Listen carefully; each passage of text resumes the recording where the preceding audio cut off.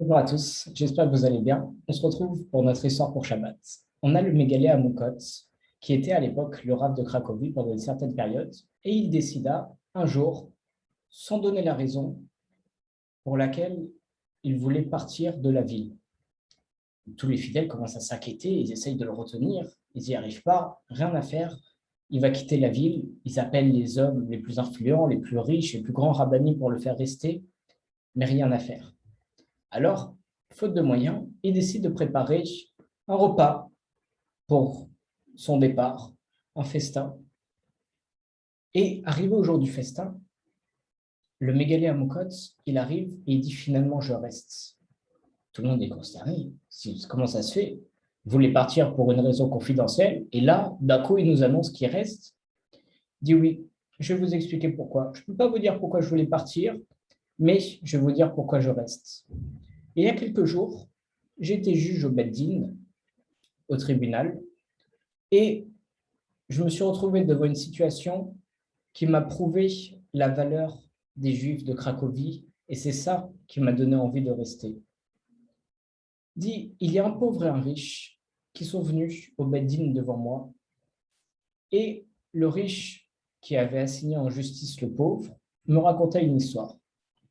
Il me dit qu'il se promena dans la rue un jour et il vit l'homme pauvre en train de vendre avec un étalage des objets de boulangerie, des pains, des gâteaux, et qui se tuait à cette tâche. Mais il avait remarqué que cet homme-là était en réalité un grand érudit en Torah et qu'il étudiait beaucoup. Et donc il est allé le voir en lui disant, regarde comment quelqu'un avec ton érudition, avec tes connaissances, peut être là en train de vendre à un petit niveau des pains de boulangerie, à te tuer à cette tâche. On ne peut pas avoir quelque chose comme ça, c'est impossible. Je veux financer durant toute ta vie tous tes besoins, je te paye tout, mais tu me promets une chose, c'est que tu arrêtes cet étalage et que tu vas travailler.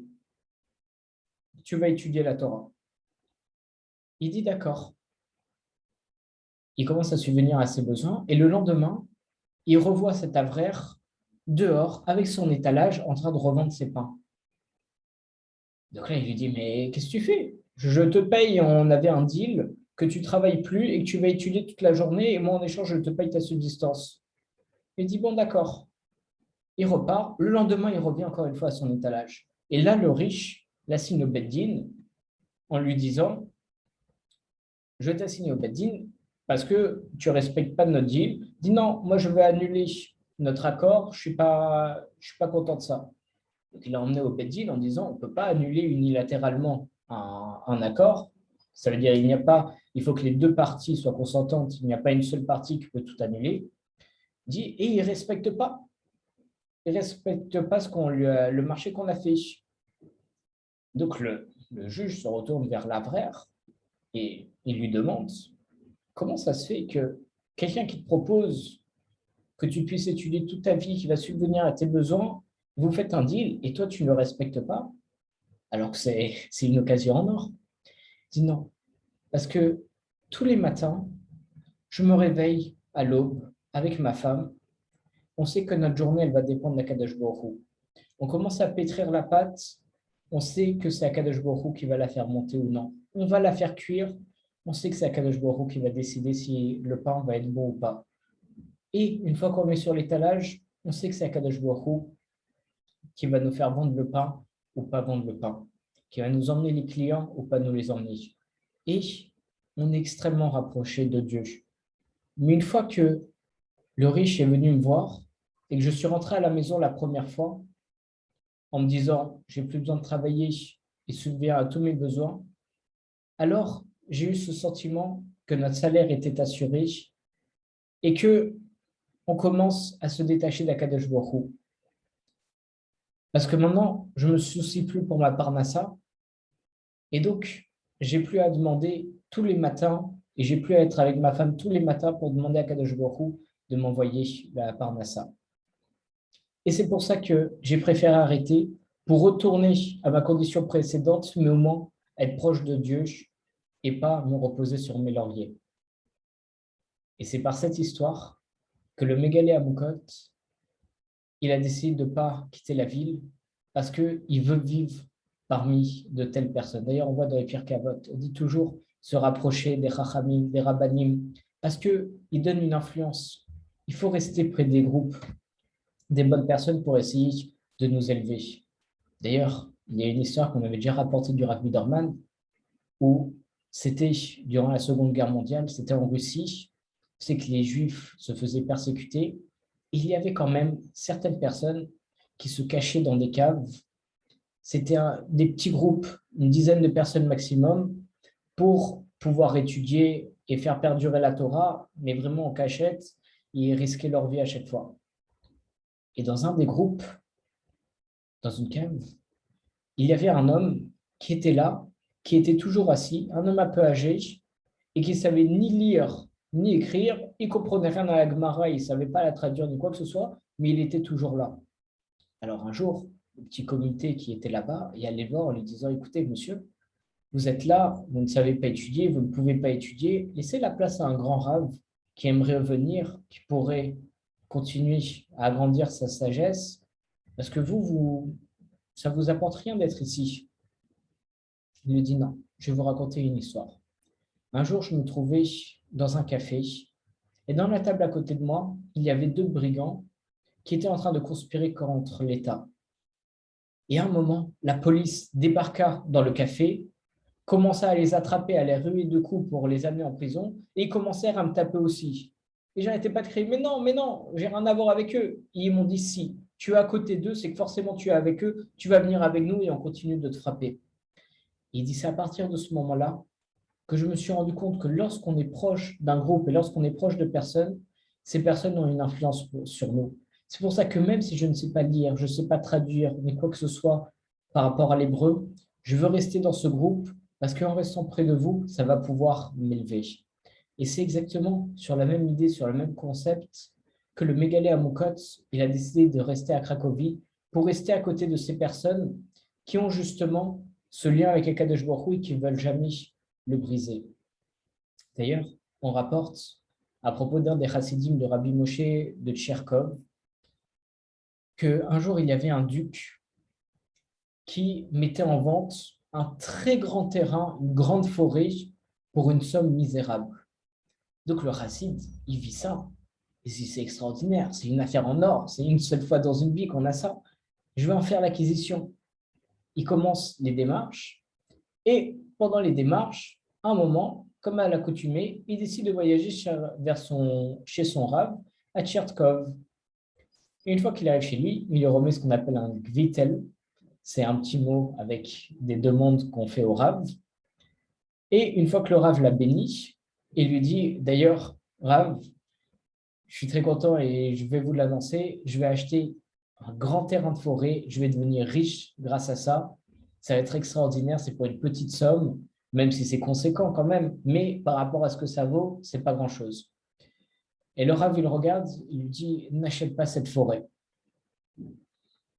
Bon, le Chassid, il regarde comme ça, il dit, bon, allez, il m'a fait mes bénédictions et tout, je m'en vais. Sur le chemin de retour, il dit, quand même, réfléchissant, il me dit, n'achète pas cette forêt. Mais je ne lui ai pas demandé si je pouvais l'acheter ou non. Je lui ai juste annoncé la bonne nouvelle.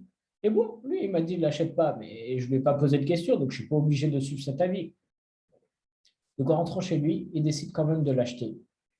Mais pour l'acheter, comme il n'avait pas une très grosse situation, il commence à vendre tous ses biens. Il commence à s'endetter, emprunter de l'argent, payer une grosse somme d'argent, mais pour pouvoir avoir le terrain. Il fait l'acquisition de la forêt. Commence à payer des ouvriers pour qu'ils travaillent, pour qu'ils commencent à couper le bois et à le revendre. Et il coupe le premier arbre, et il voit qu'il est totalement véreux à l'intérieur. Il est complètement consommé et ce n'est pas du tout une bonne qualité. Il dit bon, c'est toute une forêt, il y en a plusieurs, on va essayer un deuxième. Et malheureusement, vous l'aurez compris, tous les arbres étaient mauvais. Donc là, il se retrouve sans bien. La forêt qu'il a achetée, elle n'est pas du tout bonne, elle n'est pas exploitable, et il ne sait pas du tout quoi faire. Il reste comme ça dans sa situation pendant 2 ans, et en réfléchissant au bout de 2 ans, il n'est jamais retourné voir son Rav parce qu'il avait honte de ne pas l'avoir écouté. Et il se dit, j'ai tout perdu, j'ai perdu mes biens, j'ai perdu la forêt, j'ai perdu l'estime. bon, je vais quand même pas perdre mon rave. Ça serait bête de perdre pour ça. Donc, au bout des 2 ans, il décide de retourner le voir pour lui raconter quand même l'histoire, ce qui s'était passé et s'excuser auprès de lui. Il dit, mais comment, Rav, quand même, vous avez une grande force, vous avez l'aurore HaKodesh, l'esprit divin qui réside sur vous, pour m'avoir dit de ne pas l'acheter. Vous avez eu une vision et j'aurais dû vous écouter. Et le Rav, il lui dit non, c'est pas le roi HaKodesh, c'est rien tout ça. Mais lorsque j'ai vu que tu étais aussi sûr de toi et tu étais convaincu qu'en très peu de temps, tu allais pouvoir devenir riche sans montrer la moindre soumission à Kadosh Baruch Hu, tu étais sûr de toi, tu t'es jamais dit, oh, c'est Dieu qui va m'envoyer à Parnassa. Non, tu t'es dit, je fais une bonne affaire, je fais une bonne affaire. Tu utilises la première personne du singulier, que tout vient de toi, et tu pensais que toute la richesse que tu allais avoir, toute la gloire, c'était entre tes mains. Alors, c'est là que j'ai compris que l'affaire que tu allais faire, ça n'allait pas réussir. C'est pour ça que je t'ai déconseillé de la faire. Et d'ailleurs, on voit dans la paracha de la semaine, il y a un verset où il est écrit, Kadosh Baruch Hu nous dit, peut-être que tu vas dire dans ton cœur que toutes les nations autour de nous, qui sont contre nous, elles vont être plus fortes et on ne va pas pouvoir les vaincre et elles vont nous déposséder. Comment est-ce que nous, on va pouvoir les déposséder? Kadosh Baruch Hu, il nous dit, ne les crains pas. Et le shlach, il donne une explication sur ce verset. Il nous dit que, en réalité, si tu te dis que dans ton cœur, tu reconnais la vérité et que d'après les lois naturelles, tu es incapable de conquérir parce que ces peuples, ils sont beaucoup plus grands que toi, mais que c'est possible que grâce à Kadosh Baruch Hu, alors dans ce cas-là, tu n'as pas à les craindre parce que Dieu, il est avec toi. Par contre, si tu te dis que c'est par les forces de mes mains et par la force de mon poignet que je vais pouvoir les vaincre, alors là, tu devras les craindre parce qu'Akadosh Baruch Hu ne sera pas là à côté de toi. Et c'est pour ça que c'est explicite d'ailleurs dans la suite de la paracha, où il y a marqué de peur que tu manges, que tu sois rassasié, que tu construises de belles maisons, que tu t'installes et que tu te dises que c'est que grâce à toi. Et c'est pour nous enseigner en réalité qu'un juif, il doit avoir en permanence le nom d'Akadosh Baruch Hu accroché et pendu à ses lèvres. Et toujours dire, c'est Akadosh Baruch Hu, c'est grâce à lui, c'est lui qui nous donne la force de réussir. Et sans lui, c'est impossible de faire quoi que ce soit. D'ailleurs, c'est ça aussi la beauté de toutes les brachot qu'on fait le matin. On remercie Akadosh Baruch Hu de redresser les courbes, de faire en sorte qu'on puisse s'habiller, de faire en sorte qu'on peut marcher, à Shariatzar, qu'il ait créé le corps, comme a dit Rav Yosef, avec Chaloulim, avec des trous, tout fait de façon vraiment extraordinaire. Et on ne pourrait pas vivre à filoucha achat. On ne pourrait même pas vivre un seul instant s'il en bouchait un ou bien s'il en ouvrait un quand il ne faudrait pas. On voit à quel point même le corps humain il est extraordinaire et tout est grâce à Kadosh Baruch Hu. Le Yetzod d'Avoda, il rapporte un verset qui dit « Tu te souviendras d'Hachem car c'est lui qui te donne la force de réussir ». Et il explique en disant « En réalité, ça, c'est une mitzvah, c'est un commandement d'avoir la foi que tous les gains qu'un homme il a et l'obtention de toute sa parnassa, c'est juste dirigé par Akadosh Baruch Hu et c'est lui qui choisit tout. Et c'est d'ailleurs une des 613 mitzvot. Et grâce à ça, Akadosh Baruch Hu, il nous viendra même en aide, Bezrat Hashem, dans les moments difficiles. Même si on se dit, c'est à la force de mon poignet que j'ai réussi, alors si on se dit ça, on n'aura pas l'aide du ciel et par conséquent, on ne pourra pas réussir dans nos entreprises parce que comme on dit, Akadosh Baruch Hu, il ne peut pas résider avec un orgueilleux, avec quelqu'un qui pense que c'est de lui que tout vient, parce que tout vient d'Akadosh Baruch Hu. Yeratson, que moi le premier, j'arrive à me renforcer, à bien me rendre compte que chaque pas, chaque respiration, chaque chose que je fais, c'est grâce à Akadosh Baruch Hu qu'il est toujours là et qu'on ne peut rien se faire sans lui. Chazak Baruch tout le monde. Shabbat Shalom.